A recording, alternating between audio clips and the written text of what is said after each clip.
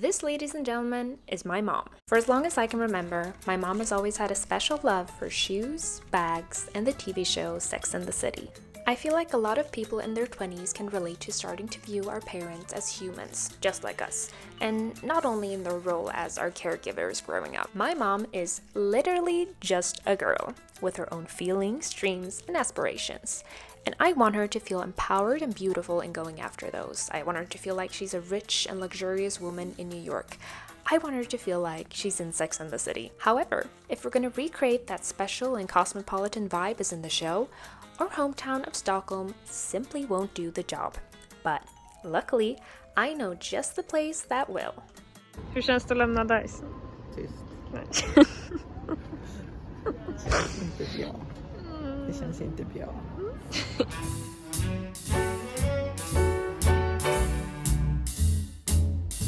For anyone who hasn't yet seen the show, Sex and the City follows 4 women in their 30s living in New York City: Carrie, Samantha, Charlotte, and Miranda, as they navigate love, relationships, careers, friendships, and everything in between.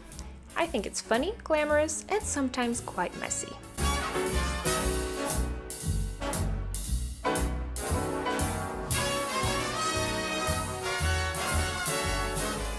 We landed in a rather cold and rainy New York, where we also met with my rather dashing sister Sarah.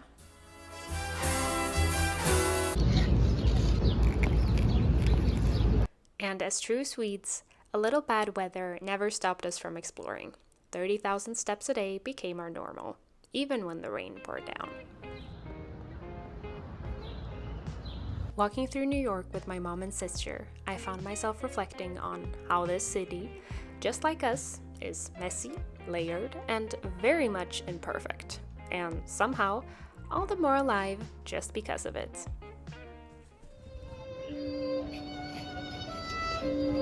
During our trip, we talked about Sex and the City, about its main character, Carrie Bradshaw, and how generations of viewers view her so differently.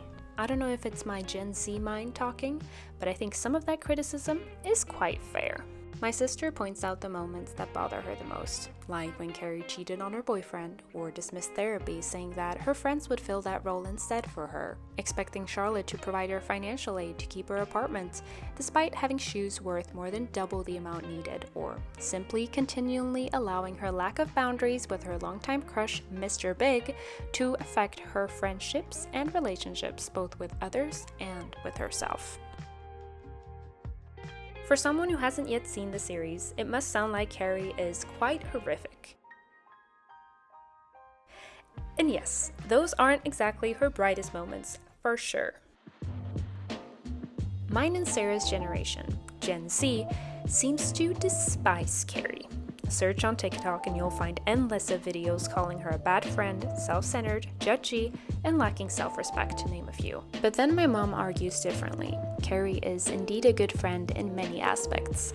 Her friends continually come to her for support and encouragement, which she gladly shares with them, arguing that the other 3 ladies are far from perfect either in other aspects.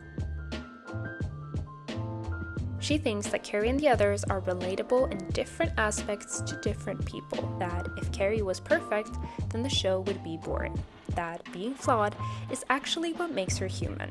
And if we were perfect humans, what kind of life would that even be?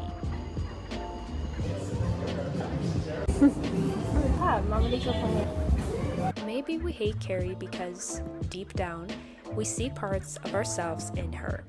Maybe it's easier to criticize her mistakes than to face our own. And precisely that makes me wonder, have we, as a generation, become too harsh on people? Has cancel culture made us focus so much on others' faults that we stop seeing our own messy humanity being reflected back at us?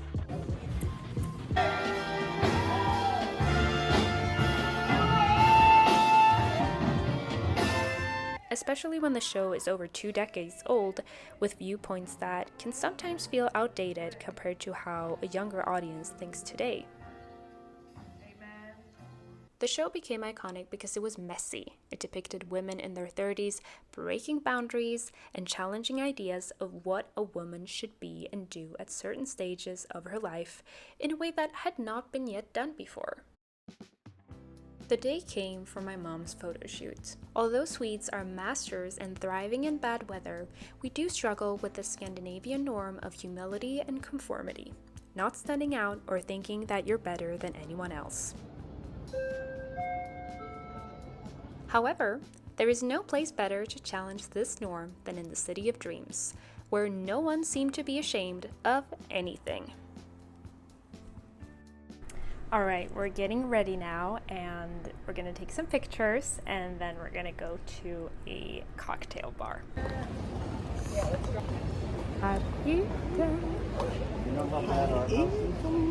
Det kommer bli jättebra. Men Julia, du är så jobbig. Ja, nu öppnar vi väskan här.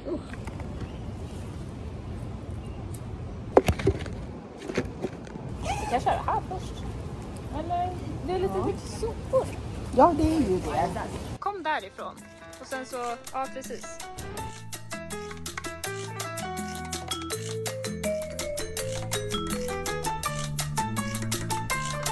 Känns det? Svettigt. Men det känns inte så farligt som man trodde, eller hur? Det var inte så farligt som jag trodde. Men det gjorde du jättebra. It's a wrap. Yeah. It's a wrap. Never lose your willingness or bravery to do things simply because they're fun. Dress up, play a character, and walk in those heels. Because honestly, what is the point of doing things only when they make sense? Where is the joy in that? And what is the fun in watching a series if all the characters were perfect? There is not really a storyline worth following in a series like that.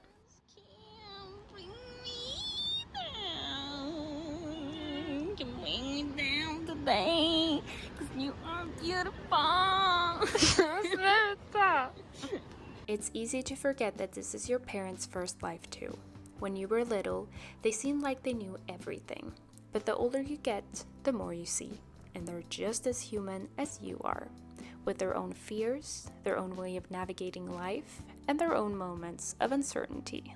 And perhaps the older you get and gain more life experience, you adopt a more nuanced perspective on life and on judgment. We don't need to idolize Carrie, nor do we need to excuse the ways that she hurts people. But maybe we do need to remember that hating on someone does not make us better people, although it sometimes tricks us into thinking that. That instead, creating space to see others' humanity, with flaws and all, actually helps us to understand our own. While you don't need to agree on everything, let the different perspectives enrich your understanding, instead of closing you off.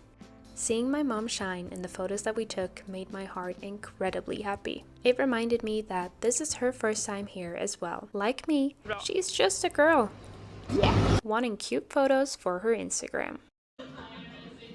And maybe part of living is forgiving the mess, recognizing the flaws, and choosing to have fun in the meantime.